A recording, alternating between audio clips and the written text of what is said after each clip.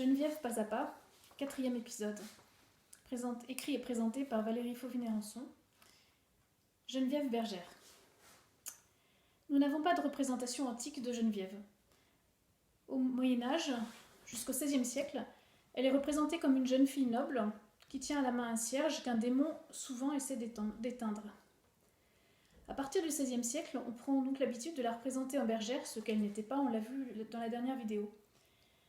Un élément dans le récit de sa vie peut s'y rapporter.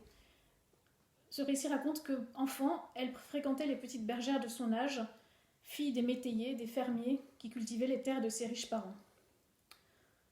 On peut expliquer de plusieurs manières cette représentation comme une bergère que cet élément du texte ne suffit pas à justifier.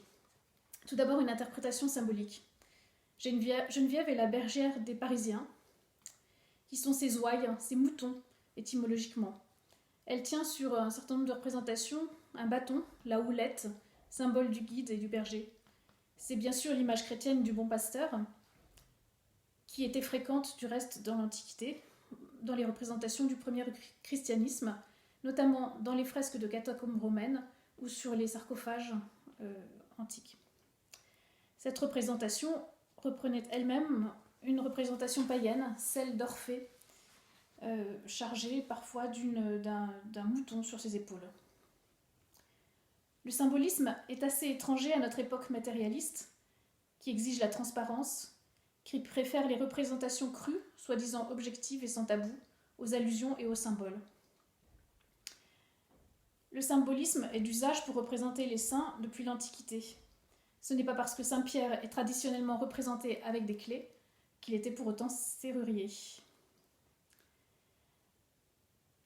On arrive par là à une autre interprétation que je dirais stéréotypée, une autre interprétation de Geneviève en bergère.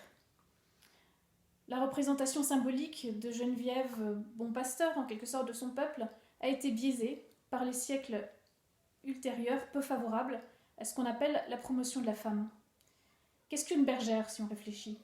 Une jeune fille pauvre, qui ne va pas à l'école, qui est donc ignare, voire sotte, qui ne fréquente que ses moutons, et n'a donc pas de rôle social, qui n'a pas d'avenir, pas d'ambition, qui vit dans une sorte de paradis originel aussi immaculé que la laine de ses moutons, bien loin, du reste, de la réalité prosaïque des champs que courent aussi les hommes. Bref, dans cette imagerie, c'est la femme parfaite comme une page blanche, une oie blanche, dirais-je même, dont seule l'intervention de Dieu peut expliquer qu'elle soit amenée à jouer un rôle social ou politique, ou de premier plan, comme Jeanne d'Arc. Pourquoi tant de bergères donc parmi les saintes ? Personne n'a eu l'idée de représenter les saints comme des bergers ou des ignorants, alors même que l'image du bon pasteur aurait pu leur convenir aussi. Pour n'en citer que quelques-uns, les saints Augustin, François-Xavier, Ignace de Loyola, Vincent de Paul, pas même François d'Assise, pourtant immergés dans la nature et parlant aux animaux. Leurs actions, leur rôle de premier plan semblent tout naturels, aidés, suscités, guidés par Dieu, certes, mais pas tirés de l'ignorance. Il est clair donc que la représentation de sainte en bergère se prêtait au stéréotype d'une société patriarcale et qu'elle a été en quelque sorte dévoyée de ses significations originelles et favorisée au détriment d'autres éléments. Avant le XVIe siècle, Geneviève était représentée généralement comme une jeune fille noble, ce qu'elle était, tenant à la main un cierge, je vous l'ai dit tout à l'heure, qu'un démon essayait d'éteindre. Et puis, donc, cette représentation stéréotypée en bergère l'a emporté. Allons plus loin, toutefois. Cette représentation, donc je l'ai dit, naît au XVIe siècle. Ce n'est pas un hasard. La Renaissance, au XVIe siècle, vous le savez, a redécouvert les textes de l'Antiquité, où fleurissait le genre littéraire, le genre poétique de la bucolique. Ce genre mettait en scène des bergers et des bergères, vivant leurs amours dans de verts pâturages enchanteurs, qui ont quelque chose de paradisiaque ou d'un âge d'or. Ces beaux vers de Baudelaire en sont l'écho a posteriori. Mais le vert paradis des amours enfantines, les courses, les chansons, les baisers, les bouquets, les violons vibrant derrière les collines, avec les brocs, le vin le soir dans les bosquets, mais le vert paradis des amours enfantines, l'innocent paradis plein de plaisirs furtifs. Donc, c'est le poème intitulé Moesta et Terabunda. Au XVIe siècle, dans la ligne de cette littérature bucolique, est née la littérature pastorale, en vogue jusqu'au XVIIe siècle, où fut écrit le plus célèbre des romans de ce genre pastoral, L'Astrée d'Honoré d'Urfé, un best-seller censé se passer en Gaule au 5e siècle de notre ère, justement le siècle de Geneviève. C'est une littérature d'évasion qui met en scène non pas des bergers et des bergères misérables et ignares, mais des personnages bien nés qui ont choisi de vivre à la campagne, loin des intrigues et envies de la ville ou de la cour. Une sorte de retour à la nature, donc. Ils n'ont pas les pieds dans le fumier, mais ils mènent une vie assez abstraite et chaste, héritage de la littérature courtoise du Moyen-Âge.